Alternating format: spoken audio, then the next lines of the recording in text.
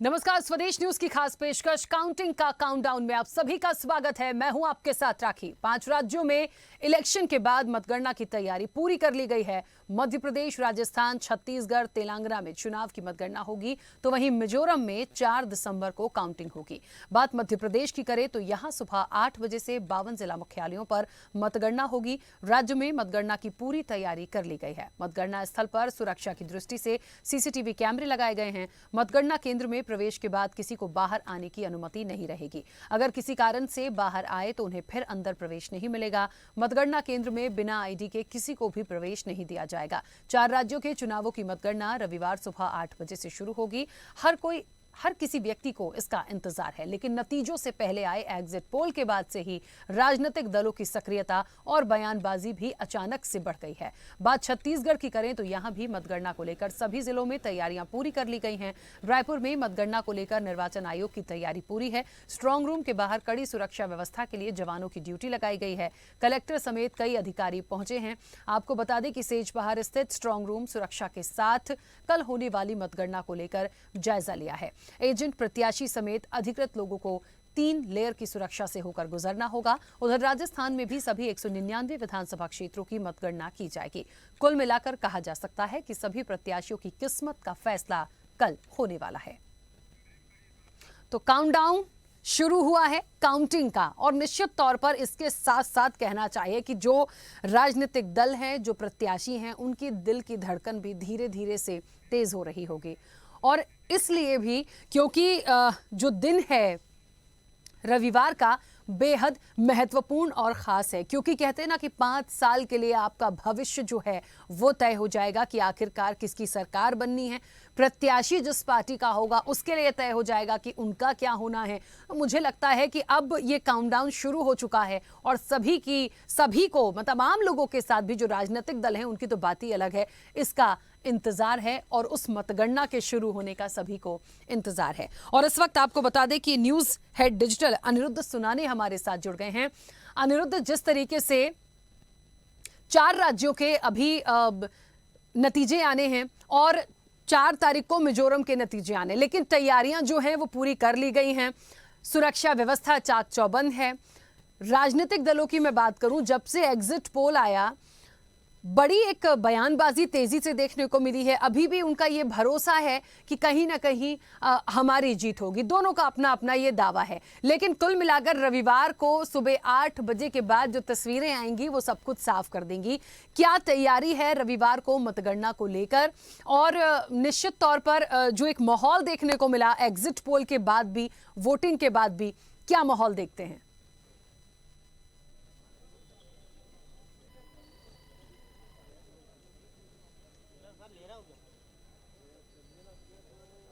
देखिए, मध्य प्रदेश की बात करें हम तो, जो 5 राज्यों के एग्जिट पोल नेशनल चैनल्स में और दूसरे चैनल्स में और समाचार पत्रों में आए, उसके बाद से दोनों ही दल दावा कर रहे हैं और एग्जिट पोल पे भी लगातार सवाल खड़े करवाए जा रहे हैं, करे जा रहे हैं। और जहां तक बात करें मध्य प्रदेश की, तो मध्य प्रदेश की 230 विधानसभा सीटों पर कल सुबह 8 बजे से काउंटिंग शुरू हो जाएगी। और ये काउंटिंग सुबह पहली बार हो रहा है कि ये काउंटिंग सुबह 8 बजे से शुरू हो रही है। और देखा जाए तो पहले ही घंटे में ही बैलेट पेपर की गिनती लगभग मध्य प्रदेश की सभी सीटों पे, सभी स्ट्रांग रूम्स में बैलेट पेपर की जो गिनती है वो 1 घंटे में पूरी हो जाएगी। और इसके बाद 10 से 10:30 के बीच में रुझान आने चालू हो जाएंगे कि कौन सी पार्टी या कौन सा कैंडिडेट आगे चल रहे हैं, कौन सा कैंडिडेट पीछे चल रहे हैं। और जहां तक हम बात करें राजधानी भोपाल की, तो भोपाल में 7 विधानसभा सीटें हैं और 7 विधानसभा सीटों पे पुरानी जेल में यहाँ काउंटिंग होगी। और यहाँ पे जो 7 विधानसभा सीटों में नरेला विधानसभा सीट है जो पुराने भोपाल में आती है, और इसके अलावा गोविंदपुरा विधानसभा सीटें है। इन दोनों सीटों पे ऐसा अनुमान लगाया जा रहा है कि काउंटिंग सबसे ज़्यादा समय तक चलेगी, क्योंकि गोविंदपुरा की बात करें तो गोविंदपुरा बहुत बड़ा इलाका गोविंदपुरा विधानसभा सीट में आता है। और गोविंदपुरा विधानसभा सीट की काउंटिंग के लिए 20 टेबलें लगी हैं और 20 टेबलों पे ये काउंटिंग होगी। और जहां तक हम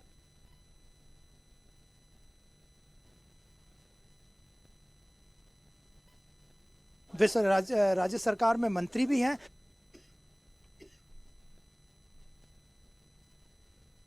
वो 70% से ऊपर है, तो यहाँ भी मतगणना में टाइम लग सकता है और देर शाम तक या दोपहर बाद तक रिजल्ट आएंगे। और जहाँ तक हम बात करें तो मध्य प्रदेश की, तो मध्य प्रदेश में कई विधानसभा सीटें ऐसी हैं जहाँ पे वीआईपी सीट जिन्हें कहा जा सकता है, जैसे कि शिवराज सरकार के मुख्यमंत्री शिवराज सिंह चौहान की जो बुधनी सीट है वो खुद भी वहाँ से चुनाव लड़ रहे हैं और उनके साथ उनके 33 मंत्री चुनाव लड़ रहे हैं इस विधानसभा चुनाव में। और देखा जाए तो इंदौर एक की जो सीट है जहाँ से भारतीय जनता पार्टी के राष्ट्रीय महासचिव कैलाश विजयवर्गीय लड़ रहे हैं, उस सीट पे भी सबकी नज़र है कि क्या कैलाश विजयवर्गीय इस सीट पे भारी भरकम जीत हासिल करते हैं या वे सामान्य जीत दर्ज करेंगे। इसके अलावा मुख्यमंत्री शिवराज सिंह चौहान बुधनी से चुनाव लड़ रहे हैं। सुर्खी विधानसभा की बात करें तो यहाँ से ज्योतिरादित्य सिंधिया के समर्थक गोविंद सिंह राजपूत जो परिवहन मंत्री थे शिवराज सरकार में, वे चुनाव लड़ रहे हैं। इसके अलावा महेंद्र सिंह सिसोदिया चुनाव लड़ रहे हैं और ऐसे तमाम बड़े नेता हैं जो कि चुनाव लड़ रहे हैं और उनकी सीट को वीआईपी सीट कहा जाता है। तो कल सुबह 8 बजे से भोपाल सहित मध्य प्रदेश के सभी स्ट्रॉन्ग रूम्स में काउंटिंग शुरू होगी और काउंटिंग के लिए चुनाव आयोग ने भी बड़ी ज़बरदस्त तैयारी की है और पहली बार चुनाव आयोग ने ऐसे निर्देश जारी किए जिससे कि काउंटिंग जो एजेंट रहेंगे या जो भी राजनीतिक दलों के प्रतिनिधि अंदर जिनको अनुमति दी गई है चुनाव आयोग के नियमों के अनुसार, वे पहली बार अंदर तक जा सकेंगे, जहां तक कि 2018 के चुनाव में वे लोग नहीं जा पाते थे। चुनाव आयोग ने इसके लिए विशेष परमिशन दी है। जहां तक बात करें भोपाल की तो पूरे यहाँ का जो पुरानी जेल का परिसर है वहाँ भारी पुलिस बल तैनात है और यहाँ पे सुबह कुछ ट्रैफिक डाइवर्ट भी किया गया है क्योंकि ये संडे का दिन है और पुरानी जेल के सामने ही रोड है, तो यहाँ पे ट्रैफिक डाइवर्ट भी किया गया है और भोपाल में सुरक्षा भी चाक चौबंद की गई है और दोपहर के बाद तक लगभग आधी सीटों पे 230 में से रुझान आ सकते हैं। बिल्कुल अनिरुद्ध जी, एक बड़ा महत्वपूर्ण यहाँ पर लेकिन ये भी हो गया है कि जब वोटिंग हुई थी और 17 नवंबर के बाद फिर 30 तारीख को एग्जिट पोल आए हैं और 3 दिसंबर मतगणना यानी नतीजों का दिन। मुझे ऐसा लगता है एक माहौल इस बीच हमने बहुत कुछ देखा। वोटिंग के बाद बात हो रही थी कि ठीक है अब थोड़ा सा रिलैक्स मूड में है, लेकिन जब एग्जिट पोल आया तो फिर से बहुत सारी चीज़ों के लिए एकदम से दुख दुख कहते हैं ना जिसको कि तेज हो गई कि क्या होगा, एग्जिट पोल में तो ऐसा आया। जैसे ओवरऑल एक माहौल की बात करें राजनीतिक दलों की, पार्टियों की, क्या देखने को मिला?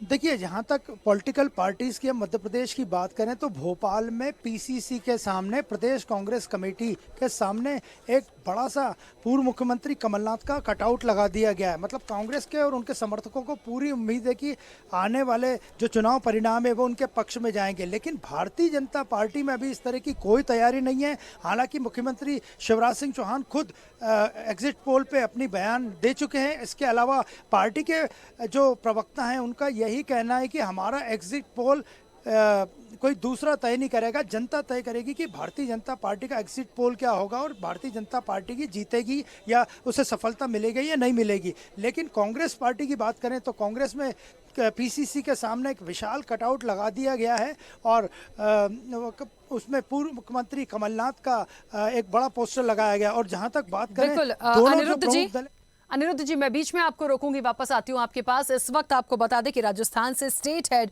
सुमन शर्मा हमारे साथ जुड़ गई हैं।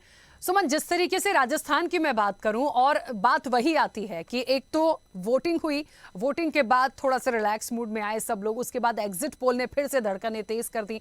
एग्जिट पोल को राजनीतिक दल जो हैं, जो बयानबाजी शुरू हुई, वो बार बार यही कह रहे हैं कि हमें तो 3 तारीख का इंतजार है, जो कि कल है, यानी कि रविवार को, तो सारा दूध का दूध और पानी का पानी हो जाएगा। राजस्थान में बड़ी बयानों के तीर चल रहे हैं। कहा जा रहा है कोई सचिन पायलट को प्रोजेक्ट एज ए सीएम कर रहा है, कोई किसी की बात कर रहा है, वसुंधरा जी मंदिर में जाके माथा टेक रही हैं कि भाजपा के लिए वो प्रार्थना कर रही हैं। क्या माहौल राजस्थान का, और मतगणना को लेकर महत्वपूर्ण जो कल का दिन है, कैसी तैयारी है? जी राखी जी, आज मैं यहाँ पर जहाँ 3 तारीख को मतगणनाओं का जो चुनाव का मतगणना होगी उसको लेकर आज मैं स्वयं उसी जगह पर आकर खड़ी हुई हूँ। और आपको मैं बता देती हूँ कि यहाँ पर ये इस विश्वविद्यालय के अंदर यहाँ पर पूरी पेटियां रखी गई हैं और तैनात जो है अपने पुलिसकर्मी, जो 1500 पुलिसकर्मियों की ड्यूटी यहाँ पर लगाई गई है, जिसके अंदर रास्ते जो बनाए गए हैं मतगणना करने वालों के और ड्यूटी वालों के और मीडिया के लिए भी अलग से एक व्यवस्था बनाई गई है। उसको लेकर हम देख सकते हैं कि पूरी यहाँ पर तैनात जो पुलिस है उनको यहाँ मिलिट्री का पूरा तैनात है। और इधर ये देखिए गाड़ियों का आना जाना लग रहा है। ये देखिए गाड़ियों का आना जाना लग रहा है और ऊपर से ये देखिए कि जहाँ पर जो चुनाव होंगे, चुनाव हुए उनको लेकर विधानसभा आम चुनाव को लेकर रासन कॉलेज JLN मार्ग पर जो बॉक्स रखे हुए हैं उन्हीं की सीट पर आज हम आके खड़े हुए हैं और देखते हैं। Hello ma'am. हाँ सुमन जी बोलिए। सुमन मेरी आवाज पहुंच रही है? हाँ मैम आपकी आवाज आ हाँ सुमन प्लीज अपनी बात पूरी कीजिएगा।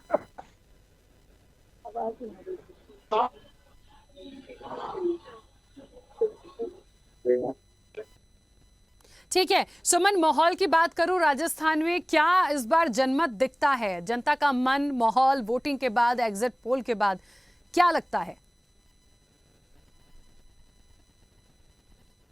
जनता अपना वोट डालने के बाद जनता के चेहरे पर आज जो खुशी झलक रही है, सबके अलग अलग विचार है, सबके अलग अलग वो है दिल में खुशियों का कि कौन आएगा, लेकिन वो तो अब 3 तारीख को जब यहाँ पर वोटिंग होगी, जब मतगणना पूरी शुरू होगी उसके बाद ही पता चलेगा कि क्या माहौल रहेगा। उसको लेकर आज मैं एक चीज और बता देती हूँ कि मतगणना स्थल राजस्थान कॉलेज जो जयपुर है मतगणना की, उसको झोटवाड़ा से लेके पगरू, दूदू, सांगनेर आदेश। ठीक है सुमन, बहुत शुक्रिया पूरी जानकारी के लिए, बातचीत के लिए। और वैसे भी थोड़ा सा मुझे लगता है नेटवर्क इशू आ रहा था तो प्रॉपर तरह से आवाज नहीं पहुंच रही थी, बट ठीक है, राजस्थान के रण के लिए सभी लोग तैयार हैं। मुझे लगता है चारों राज्यों के रण के लिए तैयार है, क्योंकि 5वें राज्य की जो काउंटिंग है वो 4 तारीख को होनी है, बाकी सबके नतीजे 3 दिसंबर को आएंगे। और सीधे रुक करेंगे ग्वालियर से, ब्यूरो चीफ अरविंद सिंह चौहान हमारे साथ जुड़े हैं। अरविंद जी, ग्वालियर चंबल की तो बात ही अलग होती है, यहाँ की तो रौनक ही अलग होती है, यहाँ की सियासत ही बहुत कुछ कह जाती है। वोटिंग के बाद से थोड़ा सा रिलैक्स में सब नजर आए, एग्जिट पोल के बाद फिर से बड़ी तेजी से एकदम दुगदुगी बढ़ गई है सभी दिग्गजों की, राजनीतिक पार्टियों की। क्या माहौल है? और सबसे बड़ा जो सवाल है वो यही है कि किस तरह की तैयारियां की गई हैं?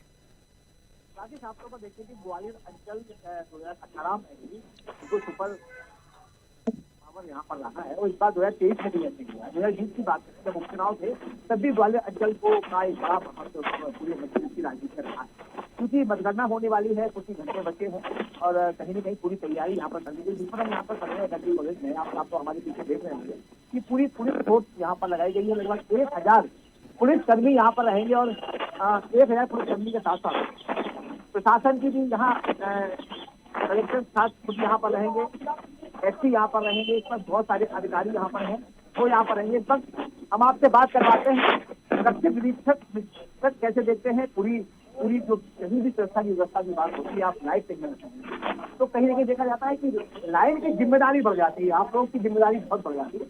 तो आपको धन्यवाद कि आपने बड़ा अच्छे तरीके से मतदान संपन्न करवा दिया।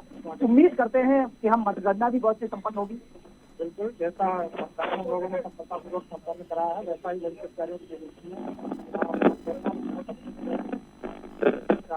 सर मैं ये कहना चाह रहा हूँ कि सब कुछ जिम्मा आपके वहीं से आता है। तो ये है कि अगर बात करें तो कितने लेयर में यहाँ सुरक्षा व्यवस्था यहाँ की गई है, कितने पुलिस फोर्स यहाँ पर लगाया गया है, प्रशासन की व्यवस्था तो है ही है, पुलिस यहाँ पर क्या व्यवस्था की है? हमारे कुल 3 लेयर में हमने व्यवस्था को लगाया है। पहला लेयर जो बाहरी भाग है, आउटर कॉर्डन है, दूसरा जो मध्य का भाग है और तीसरा अंदर का पूरे एरिया के अंदर आप देखा वो व्यवस्था है। लगभग 2 हफ्ते तक हमारा कल ड्यूटी रहेगा सिर्फ अंदर। बिल्कुल अरविंद जी मैं बीच में इसलिए रोक रही हूँ क्योंकि आवाज प्रॉपर नहीं आ रही है। आप जिन मेहमान से बात कर रहे थे उनकी भी आवाज मुझ तक नहीं पहुंच रही, मुझे लगता है कुछ नेटवर्क इशू है। बहुत शुक्रिया जुड़ने के लिए, कोशिश करेंगे कि दोबारा कनेक्ट कर पाएं। और एक बार फिर से सीधे रुक करेंगे न्यूज हेड डिजिटल अनिरुद्ध सुनाने का। अनिरुद्ध जी, लगातार मुझे लगता है बड़ा महत्वपूर्ण दिन है। देखिए, इंतजार इसका सभी को है और इससे भी ज़्यादा महत्वपूर्ण तब होगा जब ये नतीजे आने शुरू होंगे और ये क्लियरिटी मिलेगी कि किसके तरफ बहुमत जाता दिखता है।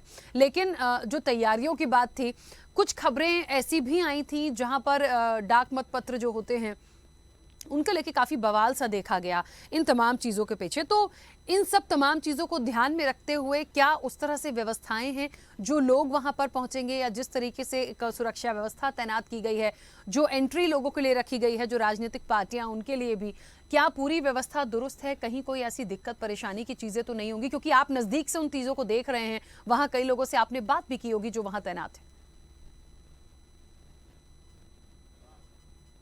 सुरक्षा व्यवस्था की बात करें तो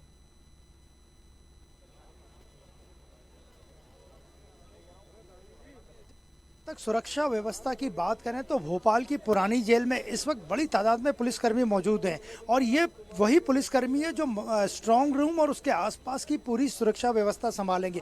उनको पासेस दिए जा रहे हैं, उनका बैच दिया जा रहा है, उनको ड्यूटी का टाइम बताया जा रहा है और उनको ये निर्देश दिए जा रहे हैं कि कल उन्होंने काउंटिंग में उनको क्या क्या करना है। सुबह 7 बजे से ड्यूटी लगाई गई है जो कि काउंटिंग पूरी होने तक जारी रहेगी। और जहाँ तक बात करें भोपाल और उसके आसपास के इलाके की, तो यहाँ के ट्रैफिक जो डाइवर्ट किया गया है उसको लेके भी जो जिला पुलिस है, भोपाल पुलिस को निर्देश जारी किए गए हैं कि पूरा ट्रैफिक यहाँ डाइवर्ट रहेगा जिससे कि आम जनता को कोई परेशानी ना हो। तो सुरक्षा की व्यवस्था तो बहुत बढ़िया और चाक चौबंद की गई है। लेकिन बात करें काउंटिंग एजेंट्स की, तो काउंटिंग एजेंट्स को भी निर्देश जारी कर दिए गए हैं कि उन्हें 8 बजे के पहले स्ट्रांग रूम में पहुंचना है। तो जिस तरह वोटिंग के दिन मॉक पोल होता है उसी तरह, हालांकि उसे मॉक पोल तो नहीं कहा जाता, लेकिन काउंटिंग होने के पहले ईवीएम को पूरी तरह से चेक कर लिया जाएगा कि कहीं कोई गड़बड़ तो नहीं है या काउंटिंग के टाइम कोई दिक्कत ना हो। और जहां तक राजनीतिक प्रतिनिधियों के एजेंट्स की बात की जाए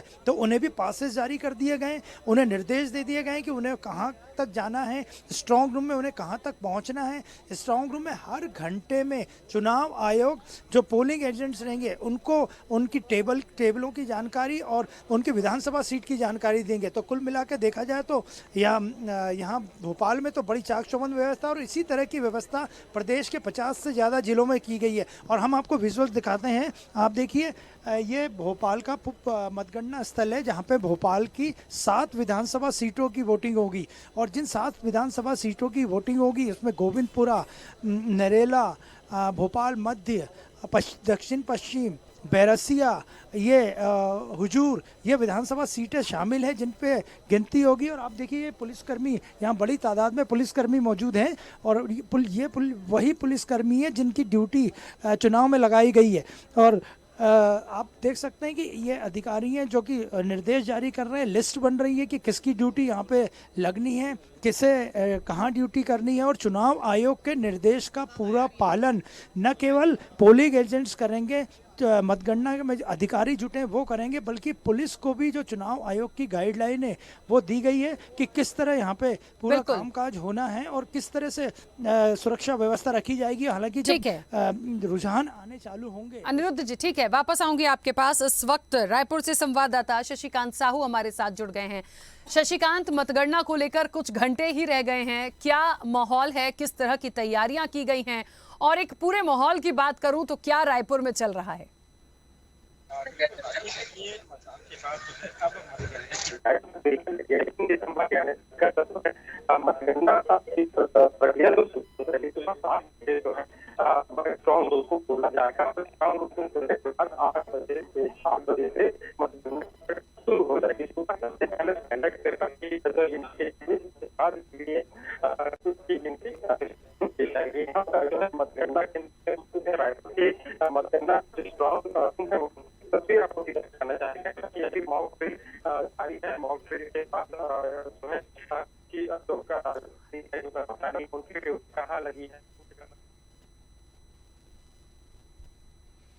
शशिकांत मेरी आवाज यदि पहुंच रही हो तो आपकी आवाज प्रॉपर नहीं आ रही है, बहुत ज्यादा कट की आवाज पहुंच रही है। मुझे लगता है कुछ टेक्निकल इशू है या नेटवर्क इशू है, जो भी है, लेकिन मैं सुन नहीं पा रही हूँ। हम कोशिश करेंगे आपको दोबारा कनेक्ट करने की, क्योंकि प्रॉपर यदि सुन नहीं पाएंगे तो कैसे पता चलेगा कि क्या माहौल रायपुर में है।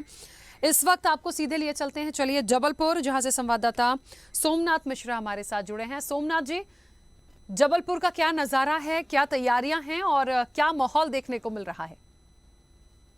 जी, जबलपुर की बात की जाए, जबलपुर में पूर्ण रूप से तैयारी की जा चुकी है और अभी दिन में मॉकड्रिल भी कराई गई है। पूरा प्रशिक्षण दिया गया है किस तरह से मतगणना की जाएगी और अभी हम खड़े हुए हैं और पोलिंग जो स्टेशन बनाए गए हैं 2132 जो पोलिंग स्टेशन बनाए गए हैं। पाटन के 303 बनाए गए हैं, बरगी में 286 और में 225, उत्तर में 240 और 214 कैंट में। सबसे कम कैंट में है। कैंट का अगर बात की जाए तो मतगणना काफी जल्दी हो जाएगी क्योंकि उनके जो राउंड है वो काफी कम है और सुरक्षा के पुख्ता इंतजाम किए गए हैं। मीडिया सेंटर तक मोबाइल अलाउ किया गया है जहां तक, और पूरी व्यवस्था की गई है। जी राखी जी। एक माहौल की बात मैं करूं तो जबलपुर में देखिए महाकौशल है और एक पूरे एरिया पूरे विधानसभा क्षेत्रों की बात करूं तो तैयारियां तो निश्चित तौर पर हैं, आपने जिस तरह से बताया। लेकिन 17 नवंबर की वोटिंग के बाद एक थोड़ा सा रिलैक्स में सब नजर आए, लेकिन जब एग्जिट पोल आया तो उसके बाद फिर से राजनीतिक दल जो हैं, जो प्रत्याशी हैं, उनके बयानबाजी बड़ी तेजी से शुरू हुई है। तो इस बार क्या लगता है, क्योंकि रुझानों में देखा जाए तो अभी भी जो राजनीतिक दल हैं वो ये कहते हैं कि उनको सिर्फ 3 तारीख पे जो नतीजे हैं उस पर ही विश्वास होगा, भले ही किसी को भी कुछ भी एग्जिट पोल में तमाम चीजें दिखा रही हो। तो इन सब तमाम चीजों को लेके क्या कहना वहां के लोगों का? की बात एग्जिट पोल की तो काफी एग्जिट पोल पे कुछ जो लोगों बात की गई है तो विश्वास कम है। उनका कहना है कि 3 तारीख को जब मतगणना होगी तभी क्लियर हो पाएगा, क्योंकि जिस तरह का एग्जिट पोल आ रहा है तो लोगों को विश्वास भी नहीं हो रहा है। कुछ जो राजनीतिक संगठन है उनका भी यही कहना है कि 3 तारीख को जब मतगणना होगी तो 12 बजे तक ये साफ हो जाएगा कि एग्जिट पोल सही है कि गलत है। कांग्रेस के प्रत्याशियों से भी बात की गई है और कुछ आम वरिष्ठ जो पत्रकार है, कुछ वरिष्ठ जो समाज सेवी है उनसे बात की है, तो उनका कहना है कि एग्जिट पोल का जो दावा है वो पूर्णतः सही नहीं है। इसलिए उनका कहना कुछ यह है कि 3 तारीख को मतगणना के समय ही बताया जाएगा। ये साफ किया गया है। जी बिल्कुल। चलिए सोमनाथ जी, बहुत शुक्रिया पूरी बातचीत के लिए, जानकारी के लिए। तमाम सहयोगी जो हमारे साथ जुड़े थे, आप सभी का बहुत शुक्रिया जुड़ने के लिए, पूरी अपडेट देने के लिए। और निश्चित तौर पर देखिए, एक कहते हैं ना कि काउंटडाउन शुरू हुआ है, काउंटिंग का कुछ घंटे रह गए हैं और उसके बाद नतीजे जो हैं वो हमारे और आपके सामने होंगे कि इस बार क्या होगा इन 4 राज्यों में। और 5वें राज्य का नाम मैं इसलिए बार बार बाद में ले रही हूं क्योंकि वो मिजोरम है और वहां पर जो नतीजे आएंगे वो 4 दिसंबर को आएंगे। तो 3 दिसंबर को बाकी के 4 राज्यों की किस्मत का एक फैसला, राजनीतिक दलों की किस्मत का फैसला, प्रत्याशियों की किस्मत का फैसला, सब कुछ हमारे सामने होगा कुछ घंटों के बाद। खास पेशकश में इतना ही। बने रहिए स्वदेश न्यूज के साथ, सबसे पहले देश।